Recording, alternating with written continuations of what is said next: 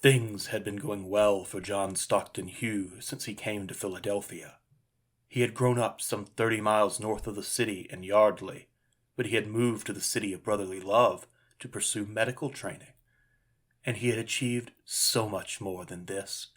Since graduating from the University of Pennsylvania in 1868, he had worked as a resident physician and sometimes as a chemistry teacher throughout the city. And along the way, he had built his reputation by publishing widely in the medical field. He even went so far as to invent new surgical instruments. John was, yes, by all indicators, at the top of his field, but he needed something that would demonstrate his skill, something that could prove to any would-be naysayers that the medical trade was a skilled profession far removed from its barber-surgeon origins of just a century prior.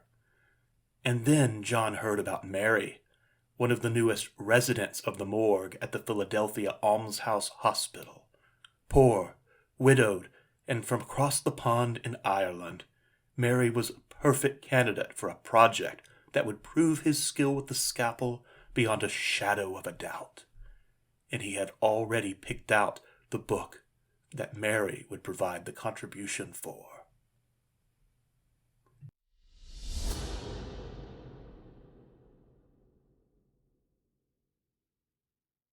Welcome to the Forgotten Archive. I'm Dr. Perry Neal Harrison, and I'll be your curator and guide as we explore some of the strangest, most surprising, and most controversial written works ever created. Along the way, we'll examine the details that make these artifacts so extraordinary, as well as delve into the fascinating minds of the people and cultures who made these books. But remember, sometimes a book's cover has its own story.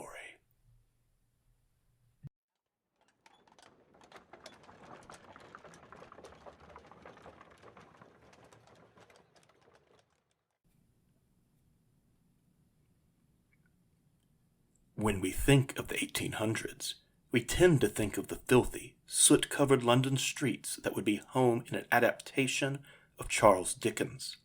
Or, if we're more inclined to things stateside, we might think of the American Civil War or the Wild West.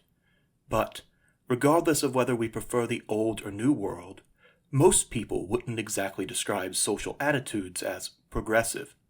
Most, in fact, would point instead to Victorian-era repression and tastefully covered table legs. So, it might come as a surprise to learn that the 19th century produced more than large hoop skirts. This century also led to the creation of more skin-bound books than any other time in human history. A large number of the 19th century skin-bound books share something in common. Their owners were physicians, like John Stockton Hugh, who we discussed at the top of the episode. Joseph Letty provides another example of a doctor creating his own anthropodermic book. Letty, a physician at the Union Army's Satterlee Army Hospital, likely gathered the material for his copy of Elementary Treatise of Human Anatomy from a soldier who had died during the American Civil War. And Letty's decision to bind a medical text in flayed flesh is not an isolated incident. Stockton used Mary's skin to bind a copy of Speculations on the Mode and Appearance of Impregnation in the Human Female. On the surface, it might seem odd that these medical professionals, bound by the Hippocratic Oath, might value such macabre items. But to understand why doctors are so closely associated with the history of anthropodermic books requires us to take a brief look at the history of the medical profession itself. While today, a physician is considered a highly respectable profession, this has not always been the case. Remember that, as recently as the 18th century, the sick often sought out medical treatment from barber surgeons, literal barbers who would bleed the body to rid it of bad blood, and also perform a variety of surgical procedures, including amputations and dentistry. And while these barber surgeons were a vital part of everyday life, they lived on the margins of society and did not command the respect that today's medical professionals command. True, There is a certain amount of anxiety that is expected during a trip to the doctor or dentist today, but we typically trust that these professionals will be doing a good job while making you as comfortable as possible. Barber surgeons, on the other hand, were closely associated with barbarity, and they were often seen as charlatans. It wasn't until the mid-18th century that physicians began to move toward the kind of professionalization that we think of today. And during the 19th century, a great deal of the barber surgeon stigma around medical professions still remained. For their part, physicians were eager to prove themselves as part of a genuine, skilled profession, and it was this wish to prove themselves as skilled practitioners of a respectable craft, oddly enough, that drew them towards anthropodermic bibliopegy.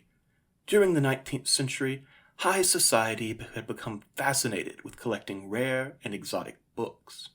And what better way for a physician to demonstrate that they are masters of a skilled craft, including cutting and creating incisions that is deserving of a place in high society, than to create a rare book of their own that utilized these skills.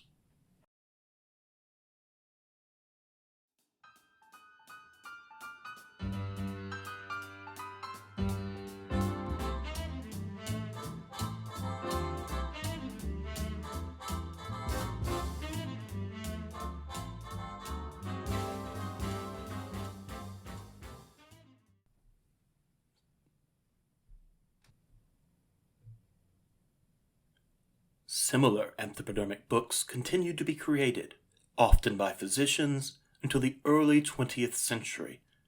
The earliest years of the 20th century featured one of the most fascinating figures in the history of anthropodermic bibliopegy, Paul Kirsten.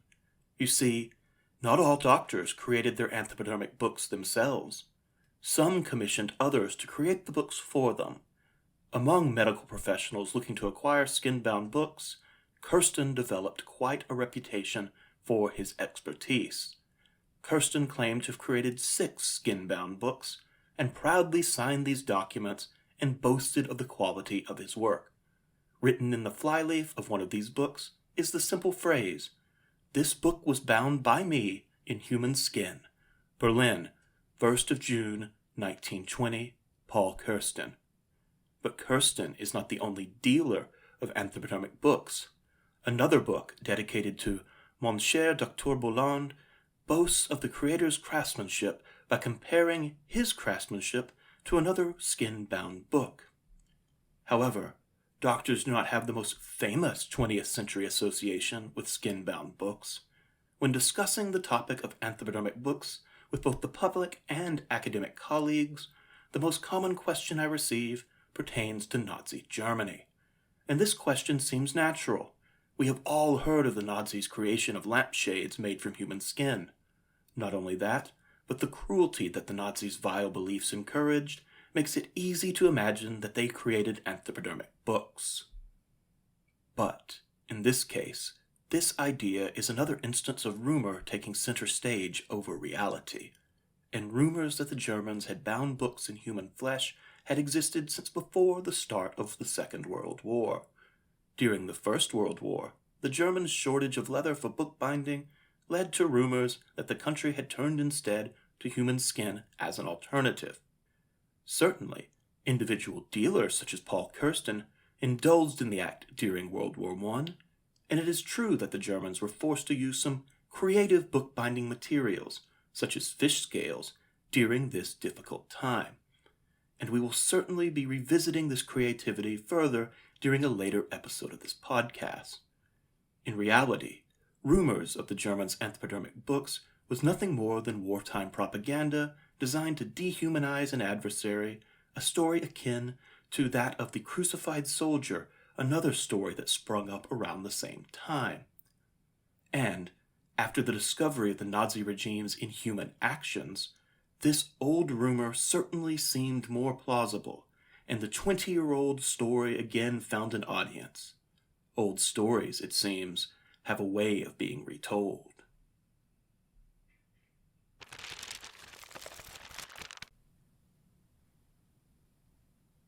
Anthropodermic books, both genuine and products of our own imaginations, represent one of our most primal fears, that we could be stripped of the very skin that identifies us for the benefit of another.